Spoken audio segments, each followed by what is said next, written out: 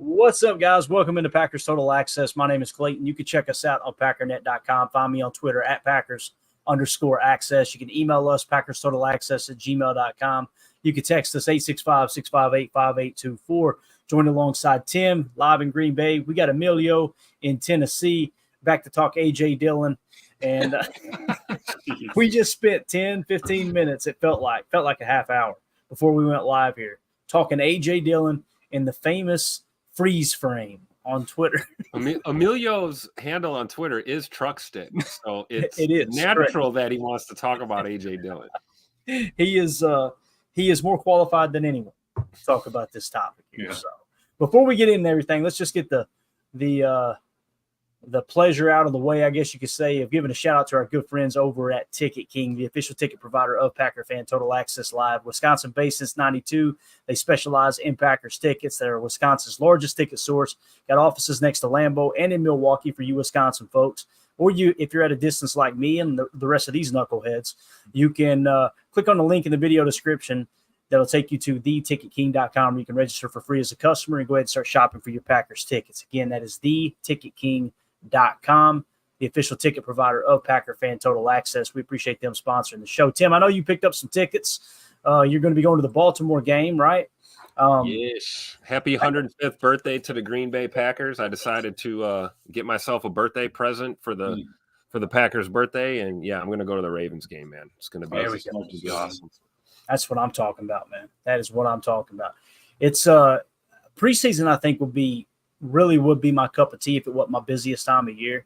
Where you can go up and watch a game and not be stressed out. You know, I don't know about you guys, but when I watch a game, it's a regular season game. Even if I'm in house, I don't drink much, believe it or not. Mandy's like, "You want a beer?" I'm like, I got to stay sober for this. You want a $19 beer? To me, it ain't even about the. Although it's outrageous, no doubt about it. But for me, it's just I'm focused on the game. I'm like, I don't really want to. You know what I mean? The people that spend. I shouldn't say with this, but I'm going to anyway. The people will spend $200-$300 on a ticket and then just not even remember the game because they're so drunk. I don't understand that. Yeah, me no get that. Yeah, so, right. But nonetheless, everybody fans how they want to fan. And I've seen Clayton watch a game in person. He's got the headset on. He pushes it back when Mandy's talking to him. He said, "What's up, man?" He puts it back on, calling the play. He's screaming at the field, 12 personnel, 12 personnel. He's got his cards up. Mandy comes in and is like, "Hey, you want burgers or hot dogs?" And I go, "Whatever you want, honey. It don't matter to me." Make sure people aren't watching. We got 11. Lincoln, let's go. Lincoln, let's go. I'm actually looking forward to this. This is going to be my first time going to a game at Lambeau, not sitting in the lower bowl. I actually got some different tickets this time. Nice. That's what I'm talking about. A little different perspective, so it'll be fun. All right, let's dive into some news and some notes of the evening here. We're going to get the PFF grades and get everybody's reaction in the chat about that. If someone wants to kind of monitor the chat, what I mean by that is if you see a good comment in there or a question, just mark it for me, and then I'll check on it periodically. But definitely stay plugged into the conversation, too. I want to get your all's opinion on everything. First things first, this came across the wire earlier. I thought this was really cool. 3013 tweeted out, "The era of the quarterback is now, and it's the 21st century passing touchdown to interception ratio leaders with a minimum of 450 pass attempts." Okay, so this is starting in the year 2000. Correct, guys? That is the 21st century, right? All right, just double checking. So for a public educated folk like myself here, Kentucky, I'm telling you, man, I graduated 12 grades is about the equivalent to 4 grades in other states here in the state of Kentucky. All right, so it is what it is. 21st century passing touchdown to interception ratio. So, number one, check this out. CJ Stroud at 4.60.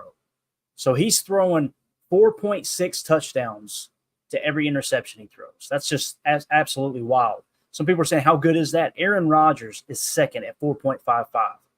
Third is Patrick Mahomes at 3.47. Brock Purdy, fourth at 3.23. Russell Wilson, fifth at 3.15. Tom Brady, sixth at 3.06. Seventh is Lamar Jackson at 2.76. And then eighth is our very own Jordan Love at 2.75. Dak Prescott right behind him in the 9 spot at 2.73. And Justin Herbert in the 10 spot at 2.71. Pretty cool that Jordan Love is top 10 since the year 2000 in touchdown to interception ratio with a minimum of 450 attempts here, fellas. And CJ Stroud, man, if he does that again this year, that dude, he's going to be a dog. We got to think about that statistic, though. Obviously, this is the name of the game right here. This is how you win ball games, protecting the football, right? Oh, yeah, absolutely. Mm-hmm. I mean, he learned it. He learned it from A-Rod, right? A-Rod learned it from Brett not to get rid of it as much. He narrowed that down.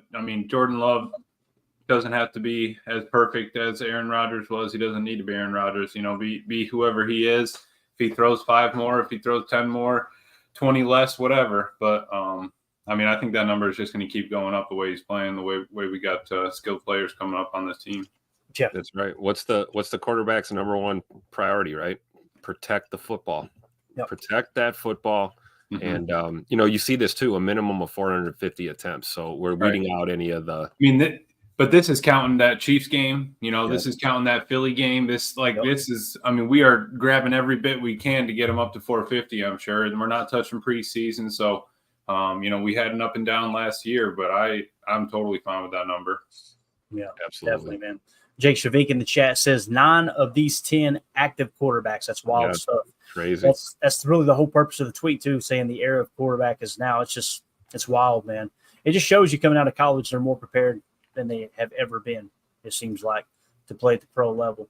AFAM in the chat said, watching that LVN cleanup sack made me think that Devontae Wyatt might be unstoppable with Gary. However, they will both need to learn other strengths and weaknesses so that they all work together. It says, let Wyatt and Gary do all the athletic things and let LVN lurch around because he plays too upright. However, if they can play off each other's strengths, I'll feel a little better about spending a first. I thought LVN played with pretty good pad level, me personally. They run a lot of stunts, and he was kind of involved with that TE stunt. They did a couple of double TE stunts where the tackle will wash out and then the edge will loop in, and you're trying to get that edge on a free run, but also in the confusion, the tackles in that situation are also taught. It doesn't mean you're not in on the play. Just because it's designed for you to occupy 2 bodies, if one of those come off of you, you still beat that double. And you see Devontae Wyatt do that consistently. He played really well, I thought. We'll look at the PFF grades to see what they thought. But, yeah, good stuff there from AFAM. Let's see here. United Base said, got my tickets for Week 4 versus the Vikings via the Ticket King. There we go. That's what I'm talking about, Base. Just tell them. Right, I'm sure there's a box in there, too, when you guys order tickets. It says, where did you hear from us from? Say some redneck on YouTube. They'll know exactly. Promise. I think they'll know who they're talking about. Absolutely. No doubt about it. Appreciate you there, Bates. You are the man. Chad Inc. says, Nixon just doesn't look like a starter. Chad, he outside of the Chiefs game last year, I didn't think he looked like a starter last year. And again, when we talked about it in the offseason, we loved his return capability, right? That's the big thing. That's what the Packers are mostly paying for there with that, whatever it is, a little less than $6 million per, at least this year's cap, I believe. But it is a good floor. He's got a lot of experience. He does play somewhat aggressive. He's not afraid to tackle. In my opinion, he's just not very good at it, but he is willing to put his nose in there, right? It's not like he's shying away from contact. But I think we get a good dose of Javon Bullard down there in the slot. We'll be much happier than that's the biggest difference this year, right? We have other answers and other pieces we can move into the slot. Last year our hands were kind of tied a little bit with the way the secondary was as far as who was really going to be able to do a better job than Keyshawn did last year in the slot. Now, we can count probably off the top of our head 2 or 3 guys that could slide down into that slot role. So it'll be interesting to see how the rest of this preseason pans out. All right, especially because even in our base, that first series in our base, he was running outside corner. When we were in our base 4-3, he was out there. So I need him to step up definitely. And we saw that one deep ball that they got over him. Yeah, I don't know. Freddie Roper in the chat says, put Bull in the slot and Williams next to X. Let Nixon focus on special teams. Completely agree with that. Completely agree. All right, let's do this. Let's move on. We're gonna do it. All right, guys. We already know what you're talking about. So since we were talking about smirk on your face, here's a guy. Since we were talking about LVM, let's hit this first. Paul Brittle tweeted this out. Really cool. In 14 pass rush snaps, Van Ness had 4 pressures and a sack. He also had 3 tackles for a loss. An impressive start as he looks to make that year 2 leap. Quote, I know the goals I have set for myself, and I'm excited to go out there and prove it. My man's off to a roaring start, albeit just a preseason game. But I think that dude, he's got the frame. He's built for it. Like we said, like Coach Lynn was saying last night, looks like he's put on about 10 pounds of muscle. I think the dude's just going to absolutely eat this year. It's so cool to know that both the edge and the interior defensive line seems like it's pretty deep when you're playing a one-gap system for sure. So I'm thick. He's thicker than a bowl of oatmeal. There's no two ways about it. Like I said, we're going to get to the PFF grades. We'll see what LVN scored out, okay? But let's get to the topic of the night here, and that is the tweet. Look at him, Emilio. Ross Uglum tweeted this out. He said, I hate to be the freeze frame guy. Then don't be the freeze frame guy, Ross. It said, but just run straight into the gap where the safety you are big enough to run over is waiting 7 yards down the field. So this got a lot of interaction on Twitter. CJN, loyal listener here, appreciate you, buddy. He's only waiting 7 yards downfield because it's a freeze frame. Look how long he's been waiting there, Tim. Yeah, look how long he's still there. Press play. He's not there anymore. I promise. So CJM wanted to get in there and stir the pot. All right. And he said he tagged me, he tagged Jacob, he tagged Emilio, he tagged obviously Tim, and said, I'm an AJ guy. Anytime somebody starts a sentence like that, you know they're about to bash the person. I'm an AJ guy, and thought the line didn't do him justice. But man, the pick really has me questioning. Like, why break it outside and not see that hole? It's a great question. We already started to have a conversation about it offline. I don't think we're going to get anywhere in convincing each other anything, other than what we already believe. But let's pull it up here, this freeze frame, this famous freeze frame here. Let's see if I can actually go full screen. It might. I guess it helps. No, it don't help, does it? It doesn't do a damn thing. All right, so we'll do the best we can here, okay, with the freeze frame that we got. So what Ross Uglum is obviously talking about, he's talking about this gap right here. This is the exact play that I was talking about where I said the line didn't do him any favors, kind of like what CJM was saying here. But you got to be able to see that and hit that gap. Now, I understand Emilio's point when you watch it in real time, that it's not like that gap stayed open the entire duration of the play. My biggest problem is this. They had motion that came across, right, Emilio? That's this guy right here. But also you had this tight end right here was actually on this side of the line, and he sifted over. Yep. Now notice the offensive line. Everybody is blocking left. You see this, right? Everybody is blocking left. So this is what you call slice, split flow, or split zone. Okay, so what it's designed to do is you're trying to steal a hat and leaving this edge as a free runner. He thinks he's a free runner until the tight end over here sifts over, because you don't need the tight end on the run block game because it's supposed to be an inside zone run. That's how I'm reading it. I could be wrong. The way AJ kind of reads this, and like Emilio pointed out, Clifford looks really, really weird handing the ball off. It's almost like AJ wasn't where Clifford expected him to be. And then the fact that AJ is trying to bounce this thing outside when we're running split flow and everyone's blocking left, to me, it seems like AJ was off on what his assignment was. I could be completely wrong there.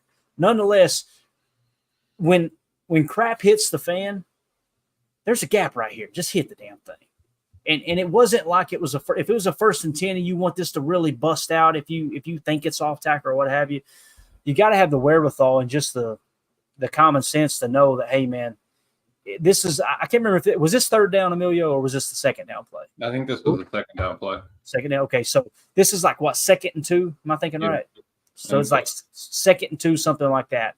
And he got stuffed here. So on a 2nd and 2 play, like just pick up the 1st down, That's me personally. Emilio, sir, you have the floor.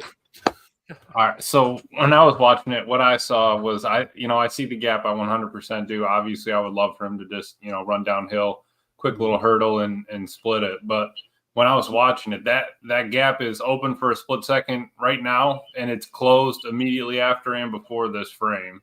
And like you were saying, when Clifford spins around to go fake it to, I think it was Melton or DeBose on that speed sweep, he went to fake it to him. and then as he pivoted around, AJ had taken a sidestep outwards, almost as if it was kind of like a, bait the misdirection. He went side with the motion of the wide receiver that came across, and then, misdirection it back to the even side of the line. I do see split flow, but you could also maybe it was a misdirection lead, and we have, all right, let's wash the whole line down, wash everybody left, and then we have the U coming across. AJ takes a step over, make the linebackers bite, and then go. I think that he was trying to follow something like that, and it was tough. I liked what Deadfish said here early. He was leaving notes, said he watched the game and think that people were too hard on AJ. The first touchdown drive, the O-line he had was Walker, Jenkins, Myers, Ryan, and Dillard. Dylan on the second drive, and the line changed to Dillard at left tackle, Newman, Ryan, Monk, Telfort, and then Newman and Telfort were the 4th and 5th lowest PFF grades for the game, right? He had 2 yards on 4 carries, which is bad, correct, but he had 7 yards after contact. Like I was saying, all those spots that looked like they were there, they closed in a lot. They did a decent job, and our O-line wasn't moving them off the ball. Even that end was 3 yards in the backfield. Monk I thought did decent on run blocking, but still getting pushed back here and there. I think we were a little too hard on AJ. It's one game, one play, but I'll see if I can freeze frame. Yeah, I'll see if I can freeze frame one next time when he's running through a wide open gap for everybody, and we can get that out there. That's a really great point that Deadfish brought up too about the line switching. Like, just think about that from a running back's perspective. You just run a series, your first series of the year in any kind of real game scenario, and you got your ones are out there. You got pretty much what our ones were at least going to be yesterday, right? Mm-hmm. And the next series, you've got a totally different line except for your center. Yeah. So I'm almost wondering, like, hearing you guys break this down, maybe we're looking at a semi-busted play or a miscommunication or something where, maybe some of these guys looked so smooth or whatever that it doesn't look glaringly obvious that this was a busted play. But I will say this, if there's one thing I've learned about A.J. Dillon especially, and this is true for 90% of running backs in the National Football League, if you're behind that line of scrimmage and you stutter step and stop those 2 feet, you're done. You're done. 90% of the time, the play's over with. You're no gain or loss of yardage. And he did that. And he did that. He 100% did that on that 4th and 1 play. He ran up to the back of the line and just sat there. 100%. He was just sitting behind the line. I would have loved for him to, Le'Veon Bell kind of just skim across that line. You need to be a linebacker in the backfield. You need to, just scrape. Especially a guy like Dillon, right? Right. Especially a guy like Dillon. He's at his best with a full head of steam.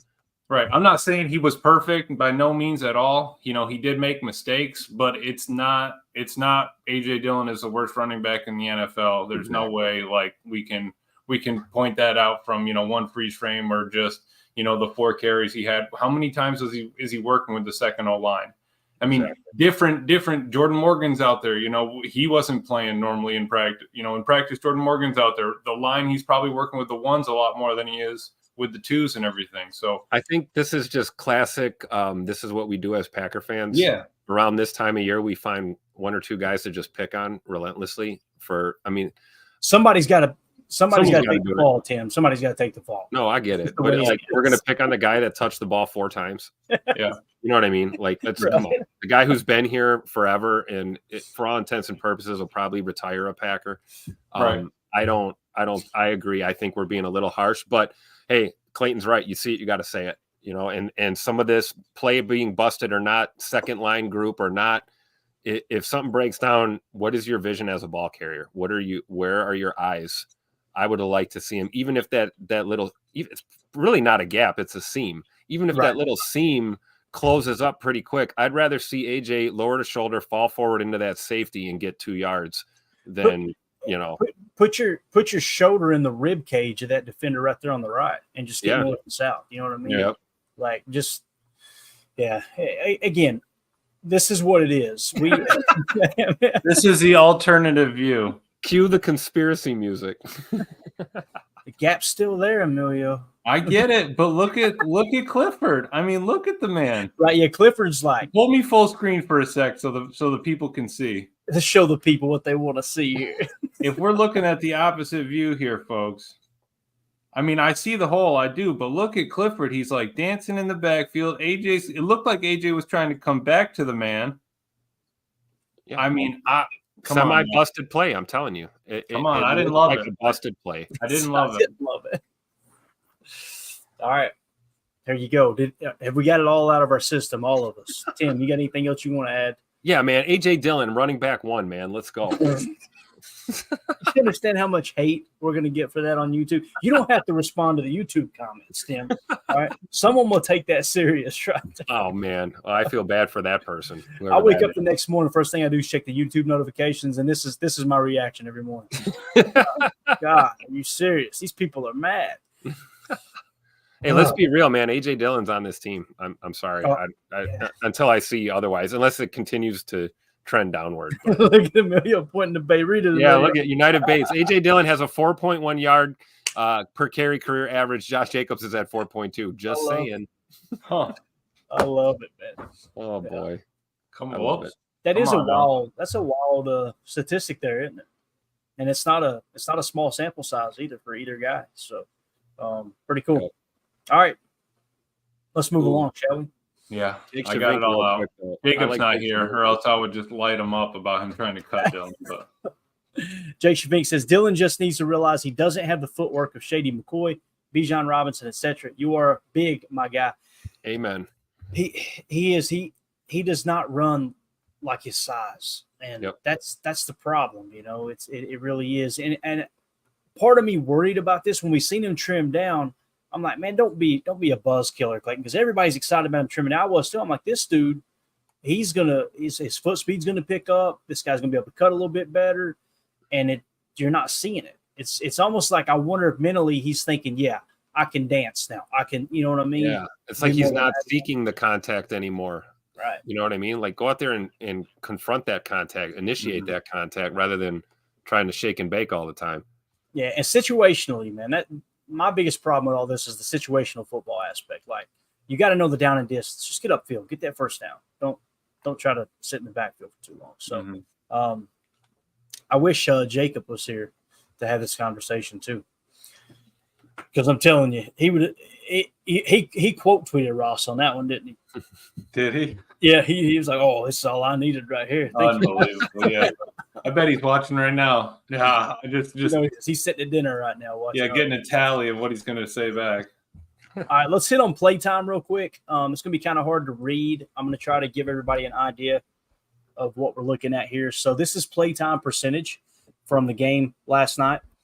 Jacob Monk seen the most snaps on offense, 61 snaps. They've got him listed at center. I'm assuming he only played center. Maybe he played guard too, but 95% of the offensive snaps, Monk took. So, yeah, he was on guard on that run play, Clayton. Yeah, that's what I was thinking. So they've got him listed as center. Maybe they got their actual position listed, but they didn't specify where they played the snaps. You know what I'm saying? But nonetheless, 61 snaps. It's a lot of snaps. The closest one to him was Sean Ryan with 75% of the snaps at 48. Bo Melton got 39 snaps, 61% of the snaps there. Malik Heath, 38 snaps. Kadeem Telford, 38. Royce Newman, 38. Sean Clifford, 38. Joel Wilson, 37. Andre Dillard, 36. Ben Sims, 33. Grant DeBose, 31. Dog. Caleb Jones, 30. Lasita Smith, 28. Michael Pratt, 23. Eric Wilson, 23. Emmanuel Wilson, 22. I'm sorry, 22. Dog. And Emmanuel Wilson, 22. And then Samori Toure, 20. Luke Tenuta, 16. And it kind of tapers off from there. The one Whoa. It tapers off. Julian Hicks, 16. Travis Glover, 16. Come on now. Even this Travis, I'm going to buy you a Travis Glover. I'm going to get a discount one though. So when he's playing for another team, that's fine. I'll take a Georgia State one. Oh man, Travis Glover, yes, 16 snaps. John Wayne, I'm just kidding. What is that? Who is that? Who's this Wayne cat we're looking at here? What's his first name? Couldn't tell you. Nobody knows. Nope. Where's Zane Anderson? Zane Anderson. We're going to get the defense here in a second, Tim. You better calm down, Tim. I'm just saying, there's people in the fan base that are convinced Jalen. that Zane Anderson doesn't exist. I just wanted to see if he actually showed up on this. How about Dontavian Wicks? One snap, 65 yards. One snap, one target, one tutter. Let's go. Absolutely love it. All right, let's move over to the defensive side of the ball. Corey Ballantyne. Did he lead the way here?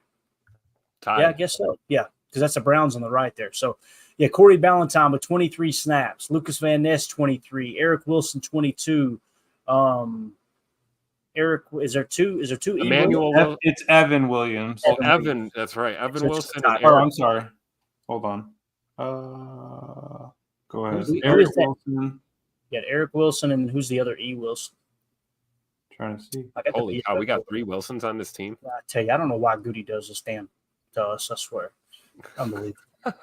I'm seeing that Eric Wilson on the PFF grades. Hey, think not player, looking- not name. I'm thinking that might be a typo. I could be wrong though. But anyway, Zane Anderson, 20 snaps. There you go, Tim. Javon Bullard, 20 snaps. Carl Brooks, 20 snaps. Aaron Mosby, 19. Kobe Wooden, 19. Esther, 19. Jonathan Ford, 17. Kingsley Egbare, 17. Wage, 16. Tyler Coyle, 14. Young, 14. Christian Young, 14. TJ Slayton, 12. Eric Stokes, 12. Keyshawn Nixon's 12. And then, of course, it tapers off from there. So Kenny Clark only seen, 4 snaps. Rashawn Gary, Preston Smith, they all just seen 4 snaps there. So there are your defensive snaps. Is any of that, we can go back to the offense too here, fellas, any of that catch you off guard, surprise you in that regard? I thought it was cool that they did give Corey Ballantyne a lot of snaps, although I don't think he had a very good game if I remember correctly, but wasn't horrible though. No, I'm happy that they were spacing it out. Look at the Browns. I mean, we played another 10 people basically. Yep. You know, not so they take their top, 6 starters out. They basically were playing their second stringers the whole game. So I'm happy, how our team was playing moving forward. And with the special team snaps too, notice the name down there, Katano Ladapo. He had 9 special team snaps, so he didn't play anything on defense, but pretty cool that they were getting him out there and testing that toe a little bit, right? Mm-hmm. So he played 45% of the special team snaps. That's good good news in my opinion. Yeah. So there you go. That's your snap count. Now let's move on to PFF grades, and let's kind of dive into that a bit. Let's go to the team grades first. Team grades. This is throughout the entire NFL up to this point earlier today around noon. Okay. The Packers are the 3rd highest graded overall team in the NFL preseason so far this year. Chicago Bears are number 1 at 83.7. Jacksonville Jaguars are 2nd at 82.4. Then the Green Bay Packers at 78.5. So offensive grade, 76.1. Passer grade, 89.1 for the Green Bay Packers. Pass blocking, 71.3. Receiving, 67.7. Running grade, 64.5. Run blocking, 66.4. On the defensive side of the ball, 70.9. Run defense was 63.6. Tackle grade was 51.5.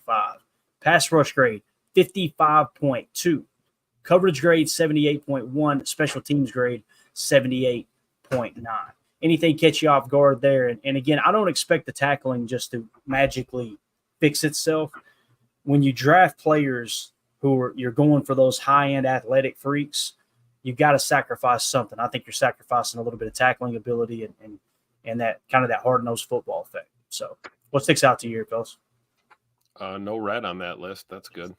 That's a good start compared to some of the grades we saw last year, especially early in the season. And I agree 100%, Clayton, that, it's give and take when you're building a roster. And, whatever your approach is going to be, we know Jeff Hafley wants to play fast, furious, downhill style defense. I can see maybe the tackle grade slipping a little bit, but who knows? It could improve a little and hold steady. That's what I'm looking for. Consistency. Can we stay consistent? Maybe be in the high 50s or above 60 consistently through the year with our tackling grade, and then improving in all these other areas like our run defense, things like that.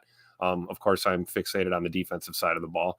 Offensively, I mean, the run blocking, that was pretty good for our Green Bay Packers, right? A 66 grade in the run block. I mean, compared to what we've seen in recent memory, Right. Pass block 89.1, we expected that. So I think we're trending in the right direction here as a football team for, one preseason game under our belt. Yeah, no, definitely. I'm hoping, Tim, I am hoping that run blocking grade climbs up a little bit, though. I'm not loving it. Yeah. But besides that, I mean, I'm happy with, them showing out in the first game. Obviously, it's not all starters. I'm sure that Jordan Love and Tay Wicks had a big thing to do with our passing grade. But besides that, I mean, staying at still 89, in the blue, and everybody else is still doing decent. I'm happy that we were protecting, our quarterbacks. That's big. I mean, you can't be mad at that as after a first game, right? I don't think those are bad numbers at all. There you go. All right. Let's move on to individual grades. Can we hit one comment real quick before we go? Absolutely, man. Jake Shavink in the chat here seemed like the bad tackling grades were either D linemen or backups. Williams, Stokes, Bullard, King, Walker, McDuffie all did well. So great point there from Jake Shavink. Got it. I was looking at Quay Walker's grade here. Yeah, his tackle grade was a 76.1, not bad. Where he struggled was in run defense, though. The run fit, that type of thing, getting off blocks. Yeah, I did see him get. He got turned a couple times on some runs. Not like, I mean, you could see kind of McDuffie scraping and sliding across, and the tackle would just climb up and just turn Quay. I'm like, man, you got to kind of feel that, get around outside of him on some of those. So here are the defensive grades, since we're talking defense already. Robert Rochelle led the way at 80.5, 31 snaps. Not a small sample size, man. Robert Rochelle showing up. Evan Williams, 79.2, baby. Christian Young, linebacker, 78.2. Not bad, just 14 snaps, though. Kobe Wooden, 77.1 on 19 snaps. Zane Anderson, 20 snaps, 76.9. Lucas Van Ness, 23 snaps, 76.4. Of course, we talked about what Paul Brettel mentioned. Look at Lucas Van Ness's tackle grade, though, 38.9. Imagine if he had shored up the tackling in that game. He probably would have graded out in the 80s, I would have imagined, if he'd just had a 50 tackle grade. So Eric Stokes, 75.9. You love to see that in his run defense grade. There was a couple of times he came up and set the edge. I remember specifically seeing, like, all right, they're playing physical at the cornerback position. There's no two ways about it. I did hear this too, if I understood correctly. Jair Alexander, the reason he wasn't at the game, he had a death in the family. So obviously thoughts and prayers go out to Jai and his family and whoever it was they lost. I'm sure we'll hear it in due time, but just want to put that out there. That's what I heard earlier today. I can't remember what show it was. I was listening to a podcast, and they had mentioned that he was dealing with a loss in the family. So, but Eric Stokes, 75.9, really solid there. Isaiah McDuffie, 74.0. See, that's how I see McDuffie. I don't see him as an 80 or a 90s guy, obviously, but he's always going to be somewhere around 70 to 75. It just seems like somewhere in that range. Yep. He just plays consistent. Zach Morton, edge defender, 70.4 on 10 snaps. Tyler Coyle, 69.1. Kalen King, 34 snaps, 68.7. You guys know the rule of thumb. If you're grading out 60 or higher as a rookie, that's typically a pretty good measurement of, all right, this you can play at this level, right? And West and Mike were talking about him. He's the kind of guy that if he gets, he gets a good play, he gets a win on a play, he starts to get better. He starts to build on that and stack that success in game and gets better and better, gets heated up. I like that, especially even in on a nickel. You get him to be able to bang around a little bit in there. He had a 75 tackling. I'm absolutely fine with that. That's what's jumped out to me, 75.5 tackle grade for your first. So you put him in the slot, a guy that wants to bang and that will get better throughout the game as the plays, heat him up and stuff. I'll take that 100%. He just screams slot defender, someone who can come off and kind of help set that edge when they're in 11 personnel. Anthony Johnson Jr., you guys know yesterday I had mentioned he missed a couple tackles. You can see that on tape. Yeah. Still with the missed tackles, 68.4 overall grade. Mm-hmm. His tackle grade was a 22.3. Coverage grade 64.0. Yeah, he did blow up a sweep or two. He did. I saw him come down and blow up a sweep, so that's why that run defense grade isn't base for sure. Yep. Corey Ballantyne, 67.0, had a tackle grade of 72.8, coverage grade of 66.7. Jonathan Ford, 66.8 off 17 snaps. Christian Welch, people were talking about, they felt like he had a pretty good game. 66.6 with a tackle grade of 80.8 was Christian Welch bringing the thump yesterday. Keyshawn Nixon, 66.3, tackle grade of 77.6, run defense 60.0, coverage rate of 65.9.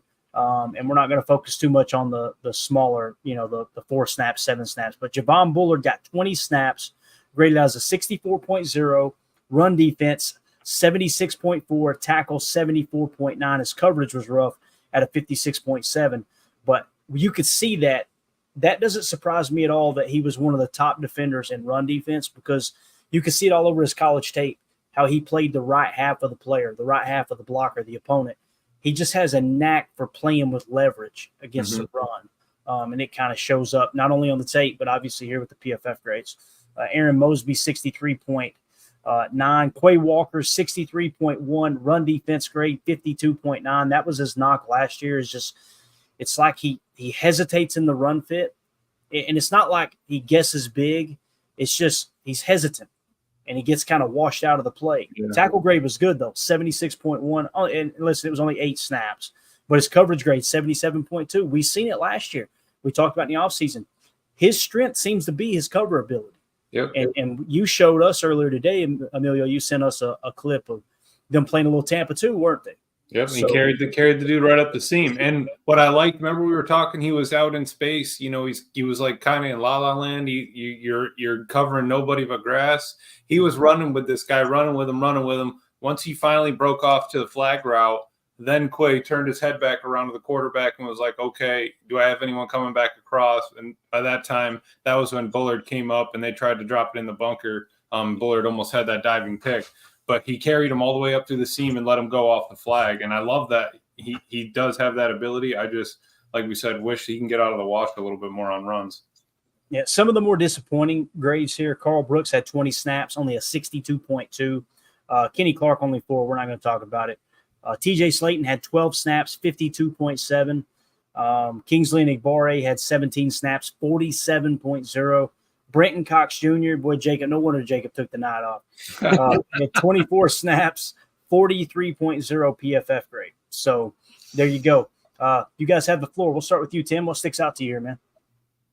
Robert Rochelle, man. I mean, Robert Rochelle, dude. Say what you want about the guy. The guy's got a lot of heart. He took a shot there early in the game, too. Looked like he was going to come out. And he came right back on the field and made a play. I believe it was like a snap or two later, made a play. And, you see a 80.5 grade, 31 snaps. That's a decent sample. This is a guy trying to make this football team. I believe the path is through special teams probably. But he's proven in a pinch that he can play that cornerback position. At least like you always talk about Clayton, almost like, effectively or consistently maybe. You're not getting the highest output, but maybe he can be like a Zay McDuffie in the secondary and just be, steady Eddie. Maybe he's lower on the depth chart, but when he's on the field, he's not a liability. So Robert Rochelle is a guy that I've last couple of years kind of had a little asterisk next to his name, someone you should kind of keep an eye on. But, my dude of the day, man, other than LVN is Evan Williams for sure. There's a lot to be excited about. It's been a while since we've seen number 33 patrolling the secondary, seeing the 33 on defense. That was a little interesting. But I'll tell you, the way he played yesterday, I feel like he's been here 5 years already. The moment's not too big for him. He doesn't look like a rookie out there. I'm sure there'll be some rookie mistakes and learning curve type of things with him, but this guy's going to play a lot of football for us very quickly. I'm also looking at him kind of like Quay was in his rookie year, where he just came in and was thrown into the fire immediately. Sink or swim. I think Evan Williams might get that opportunity this year. Like, go ahead. We're going to put him out there. He's going to get reps, and let's see how he performs. So those were definitely standouts for me, not just because they're at the top of these grade lists, but I do believe that, Evan Williams and Robert Rochelle had good games yesterday for us. So that stands out. And, Kenneth Odumegwu at the bottom of the list there. you scroll down to those atrocious numbers. Believe it or not, that is an improvement for him. I was kind of keeping an eye on him, our international player here from Nigeria in his second year. He looks like a football player now. He didn't quite look like a football player last year. They were still teaching him, some basics and getting him acclimated. But, regardless of the low reps and the low numbers, Odumegwu is improving. And that's good to see, from someone who didn't play football at all until a couple of years ago. So just a guy I'm keeping an eye on the bottom end there. Definitely. If you guys would take a quick second, hit that like button for us so other Packer fans can find this channel and find this content. We appreciate y'all hanging out with us. Go ahead, Emilio. What stood out to you, Buck? Honestly, I was happy with Bullard, and like Tim was saying, Evan. I'm happy when they had him in the nickel look. They brought him down a lot. Looked like a lot of cover one with either Evan or Bullard walked up into like a 4-3 kind of look, and either he's like head up over the tight end on the strong side or something. I like that we're not scared to run X up there, and even vice versa. X came down on a couple where he was in the box, and Bullard and Evan were up top. I'm happy that, Hafley has the trust in them to be able to do all that. I know we watched it on, the tweets and stuff in practice, but seeing it in a game, being able to actually watch them, hey, this is actually working. This is something that could, could actually happen here. And I really was happy with Isaiah McDuffie, man. He doesn't care on run plays. I love that he'll engage, pop, and shed. He'll take on half the O lineman just so that he can break it and get off and get to the run play. I saw that happen 2 or 3 times, and then that's where I'm wishing Quay gets a little better. But hey, man, if Quay is a coverage Mike, and we have a fast middle linebacker that's coverage, and we have a Will or a Sam that always wants to thump, I'm cool with that too. Maybe we look at it a little different way. The Mike doesn't always have to be the gap stuff or all that. Maybe we flip-flop that. But yeah, absolutely. Let's go to the chat real quick. Coach Lynn says that's huge for Oladapo to get those special team snaps. Definitely. United Bates says, are the LVN missed tackles from some of his pressures, though? If that is the case, a lot different than straight up missing a tackle. I don't know how they are calculated. Yeah, I completely agree, Bates, and that's pretty much what they are. It's so tough to see someone win their one-on-one matchup and then just get sidestepped in the backfield. You got to be able to finish. That's what separates the great players from the good players when it comes to pass rush. Aaron Donald, you didn't see him missing tackles, right? You don't see TJ Watt missing tackles, some of those bigger name players. That's the thing about Devontae Wyatt, man. He's a freaking wrecking ball against the pass. I mean, he can get in the backfield and beat double teams. He just always gets sidestepped, And really quickly, let me see here. Can you scroll down just a smidge? Where is my boy Slayton? TJ Slayton? Yeah. 31. 31. There he is. 31. Yeah. All right. I know that his grade wasn't great, but he has been eating up double teams, man. Watching some of the tape, that dude is, does not care to throw his body and sacrifice it. If that's what he's going to do, but he's out there with the starters, right? He was out there with Kenny Clark on the first rep. So I think he's on this team. We just got to hope that those numbers get up a little bit, but he's a big man covering 2 gaps sometimes. So I like it.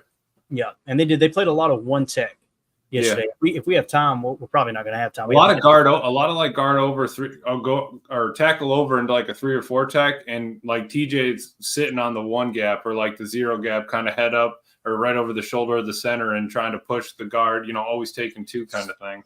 Yeah, definitely. So again, the big thing that we seen yesterday, Evan Williams is the main thing that sticks out to me. This dude, it's a preseason game, but if we see this again next week and then the week after that, he might beat Bullard out for that safety spot. And by default, Bullard might kick into that slot. It becomes a position battle there at the slot position between him and Keyshawn Nixon, man, because that's what Evan Williams is doing. That's not normal. That's not average. Well, like I'm saying, when they're in that nickel and they walk them down, I guess that's where we could have our 3 safeties. If it's Evan and Bullard, walks down, or Bullard goes to nickel, and maybe we have another safety in there. That's why I think Keyshawn might be safe for a little bit, because when we do walk him down in that nickel, we still need somebody to take that nickel spot. Right. You know, so I think Keyshawn does have a little bit of time, but if that takes off, if Oladapo takes off, then I mean, you don't know what could happen. But I do like that they've been walking him down in that. Yeah. So for me, Evan Williams, you got to give him every opportunity to win that spot alongside. Forget where they were drafted. You know, if he's the better safety than Javon Bullard, start Evan Williams. But again, Right. I think Bullard's going to be fighting for that slot spot, or at least some significant snaps there. The other thing, McDuffie, keep it up, dude. McDuffie keeps it up. That's going to be your other nickel linebacker right there while Edgerrin Cooper tries to get healthy. It just sucks for Edgerrin Cooper to fall behind like this, you know, with the injury. But let's go back to the chat real quick. Jake Shavink says Walker had quite a few near picks last year. His instincts there are progressing well. There's no doubt about it, man. Coverage is his strength, and I never would have thought that watching his tape coming out of Georgia. Yeah. You would think he'd just be a run stuffing machine, you know, the way he played so aggressive against the run. But it seems like he's translated well in pass coverage, at least at the next level. United Bates says, I think Stokes grades are a good sign. Completely agree, Bates, 75.9. Like I said, he was sticking his nose in there against the run. The coverage grade down just a touch at 65.8, but that's totally acceptable right there. Yeah. If you And told that's me an he was emphasis grade on at the physicality. 75.9, what's that? That's the emphasis on the physicality aspect of it, absolutely. like we were talking about. And for Eric Stokes, that's something new for our eyes, seeing him being more physical, getting in there on those run plays and things like that. Hey, you got to do it, you know? Yeah.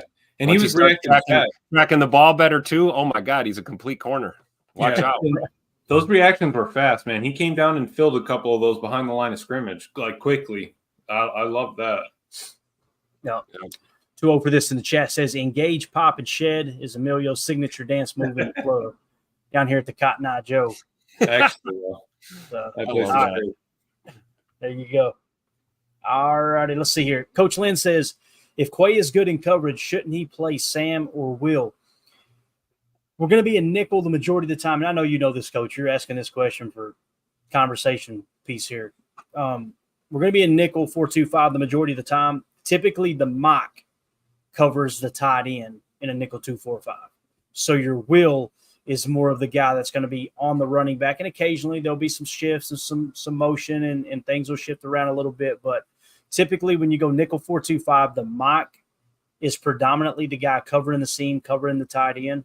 And the Will is more of the freelancer, if you will. If the T stays in and blocks, okay, he can go look for work, or he can go green dog and blitz, that type of thing. Yep. So, and I saw that, Clay. I did see that when we were in our base 4-3. It was we were looking at the defense from all 22. It was Isaiah McDuffie on the left, Quay in the middle, Eric Wilson on the right, and they were in offset eye, and it was a play action pass. The fullback came across.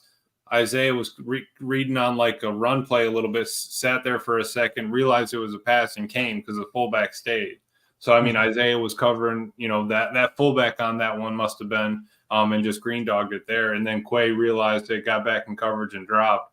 But like I said, I would be fine with him playing coverage, Mike, and be done with it, you know? yeah, definitely.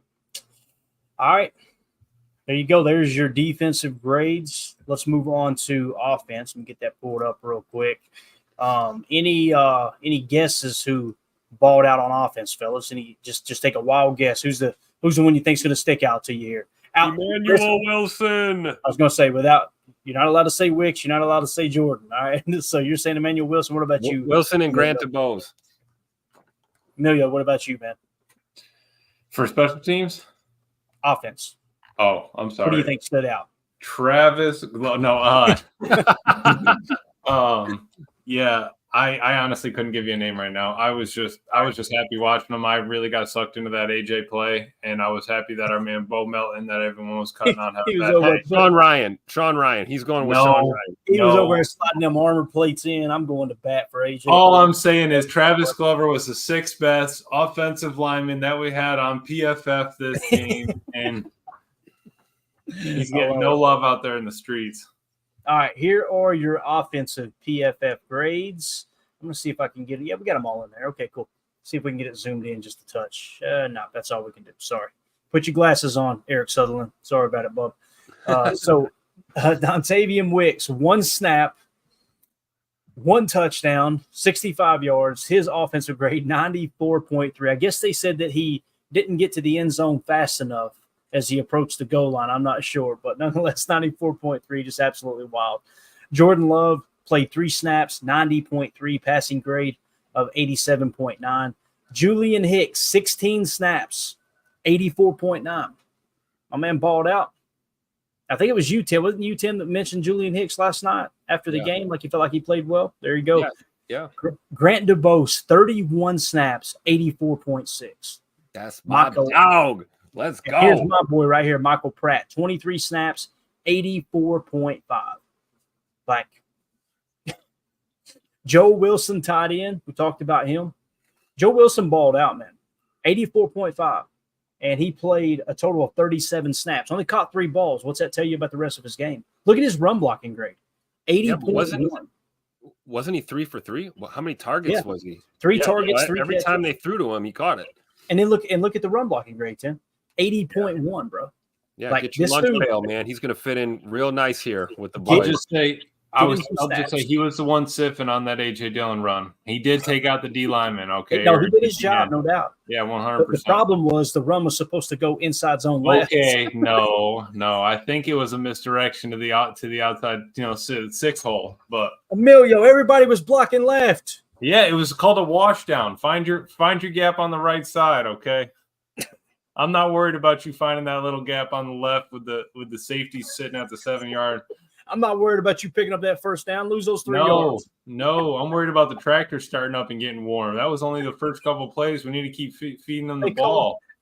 LaFleur said in the playbook that play call is called glow plugs. That play call is called glow plugs. Just get them warmed up, man. Glow plug right. That's what it's called. Thank you. 2-0 for this says we definitely are keeping 9 receivers. I had to put that up. I love it. No doubt. Sean Clifford, you talked about this, Tim. I was talking about how he started slow, came on strong at the end. You said the same thing, like you thought he played good. 76.5, man. Solid. Yeah. Solid there. You can see him responding to basically it's just him developing, continuing to develop. He's our backup. I'm sorry to say. He is our second string quarterback. I don't know what else to tell people. Yeah. And Pratt looked good too, though. I mean, but Sean Clifford didn't hurt himself at all. Yesterday with yesterday's performance. If anything, he showed a lot of what Jay Love showed last year, which is making mistakes and then learning from them and progressing forward. So like you said, slow start, but man, he turned it up there closing out that first half. That was pretty impressive. Played smart football. Didn't make a lot of mistakes. And we know he can throw the ball, man. The guy's got some zip on some of those passes, man. So the arm strength and accuracy, those things, I'm not worried about that with him. I think it's more of just understanding and diagnosing these plays, So I think Cliff looked good for sure.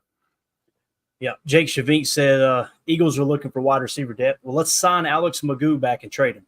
How about that? Yeah. Send him right over there.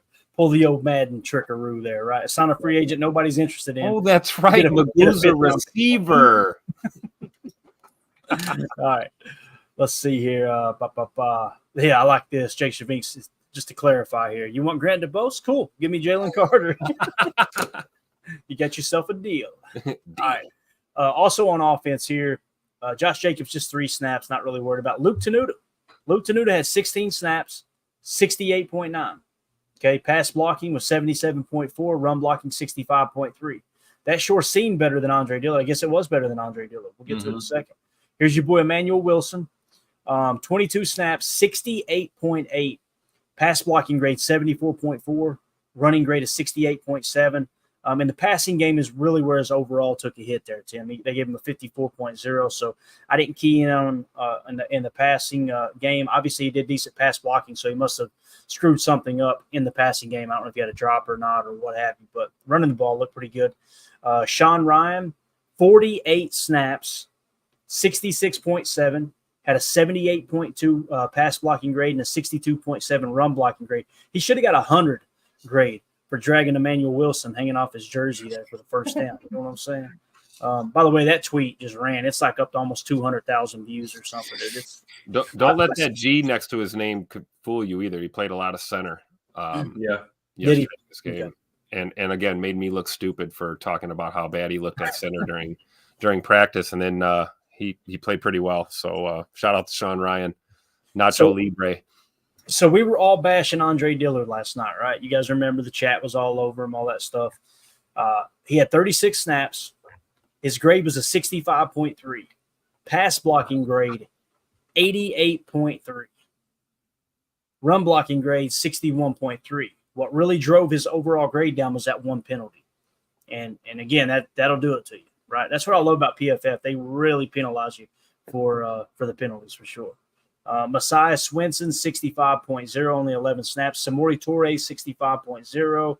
Lasita Smith, 64.5. Jacob Monk, 63.9. And Jacob Monk's pass blocking grade, 33.4. Run blocking grade, 68.7. So according to PFF, and again, it isn't everything, not a good day at the office there for Jacob Monk, although he did grade out above a 60. Marshawn Lloyd, 62.7. He played 14 snaps. I didn't realize he played that many snaps. And his pass blocking was really bad, 30.0 looks like. So Jarvion Howard, 62.2. Malik Heath, we talked about him having a rough day at the office, 61.0. They agreed. Travis Glover, Emilio, 60.6. Come on now. Grade, 73.3. Run blocking grade, 57.1. You have the floor, Emilio. I'm just saying, where's Telford on this list? Oh, wait. Oh, shots fired. Telford, man. Let me just see. I heard Telford was making the roster, so that's all. I was just trying to see. 31. There he is. Right underneath Telford, 50.1. Run blocking grade, 40. I'll just say, on that A.J. Dillon run, who was our right tackle? Kadeem Telford. I'm just saying. So with that 40.2 run blocking grade doesn't help running that 6 gap over there on that misdirection play. So I'll tell you who else was in on that A.J. Dillon play. A.J. Dillon. That's the truth. 47.2. All right, you're running glow plug. What do you want me to do? I don't know what you want when we're trying to heat them up. Okay. This right here. I don't know. I'm not a doctor. This just makes my day. The lowest graded player. He can block, baby. 42.0. Emilio, what was his blocking grade? 80. What's that? No, I'm sorry. 90.9. He had the highest run blocking grade. I'm telling you, on the Packers sweep, the play before it was a split flow. He was the U back, and he absolutely crushed 39, the safety. I mean, leveled them. And who got to run that play? Emmanuel Wilson. Well, good for him. Put A.J. Dillon in on that play and let him run through the open. They're sabotaging A.J. Dillon. Jake Shavin's got the master plan. Trade Bo Melton for Jalen Carter. There you go. Jalen Carter. You know, I talked to Bo yesterday. I was like, man, you were a little off. What was up? Why were you you were kind of struggling in that game a little bit? You had a few drops. What was the issue? And you know what he said? Cheese curds make my stomach hurt all the time, but I do eat them though. See, and then that's what happens. Well, he was trying to bulk up for that block, and he did. And let me tell you, it worked out. But I did. Man, that's Jake Shavin. Bo Melton for Jalen Carter. I love it, dude. Who was the other guy he was trying to get for Jalen Carter just a second ago? Who was it? Grant Grant DeBose. $3 wide receivers for a D line. We'll give Grant DeBose and Bo Melton for Jalen Carter and a cheesesteak. How about that? Deal? No deal. And Bates. We want Bates to move over here. We'll take him out of Philly. Yeah, bring him over. Andy A. Pack in the house. Good to see you, buddy. He says, having to block our D line in practice must be helping them grow. Iron sharpens iron. Completely agree. Because it sounds like the defense has just been handing it to them, man. That's a good thing for sure. You know, it's what made Jair so good early on in his career is having to cover Devontae Adams, right? Yeah. You kind of get some of that give and take there for sure. Eric Sutherland in the chat. What did Eric say here? I know I just seen it. What did that? Can we put it on the screen? Okay. Telford. No, he's actually talking football. Telford made Newman look like Zach Thomas. Oh man. Oh man. Right. So the only other person that was in the Blues for run blocking was Joe Wilson, our tight end. I mean, literally, the only other person that was over Joel, master of the sift, Joel Wilson. We had 5 people over a 65. That's wild. That's it. Bo Melton. That's something we got to work on. That's all I'm saying. I agree.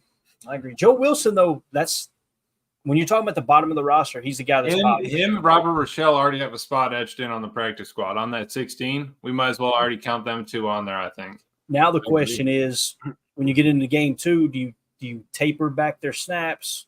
If you know we want to try to stash them on the practice squad, don't get too much tape out there for other teams to see.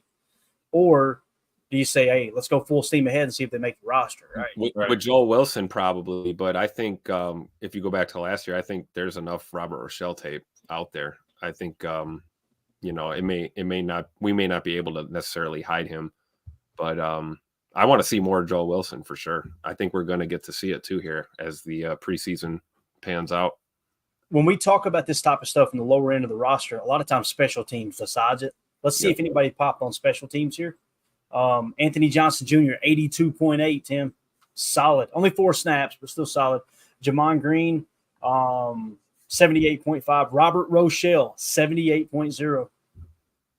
My man's sticking out. Yeah, I'm saying I don't think we're hiding him.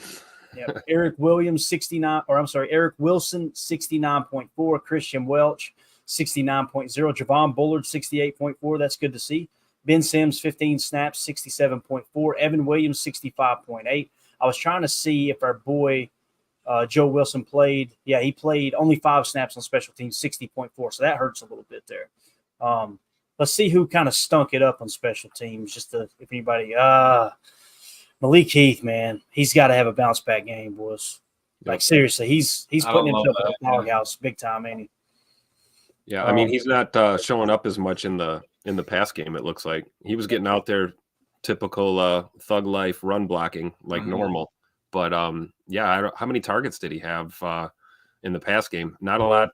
We see not a lot on special teams, and then offensively, I think he had 1 target, 1 catch, or something. Yeah, he was out there for 38 plays with a 61 grade, 60 passing, 59 run blocking. So not ideal. Yep.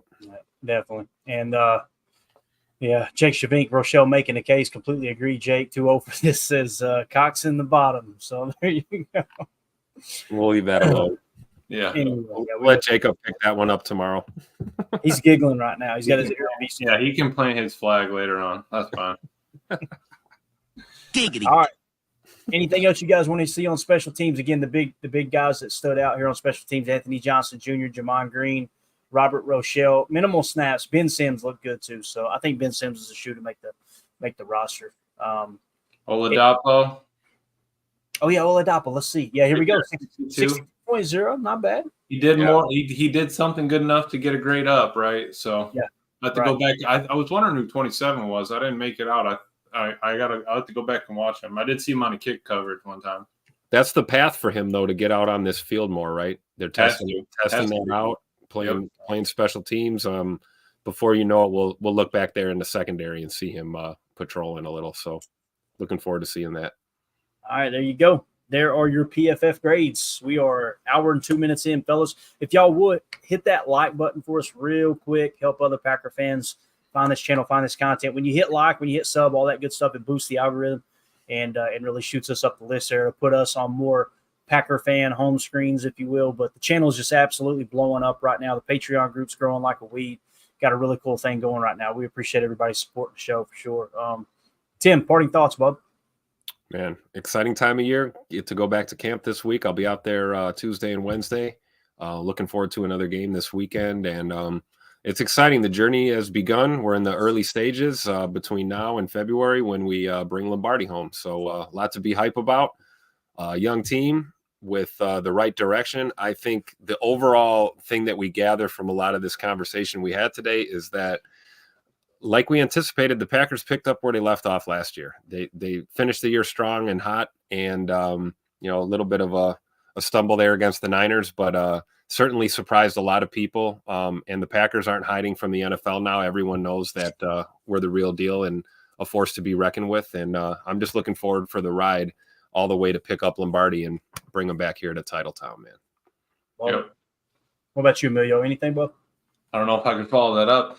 Tim is a man of great words, man. We got a team here. We got 2 more games to make. You make your spot up on these next 2 games. I'm happy with Anders. I'm happy that he banged all his shots, and I'm happy that the defense played well. We got to win. Obviously it's preseason, but it's going to help them get them out there as much as they can. Figure out what we need to know, because cutdowns are when. Let's see. I believe cutdowns are the 26th or the 27th. By 4 p.m.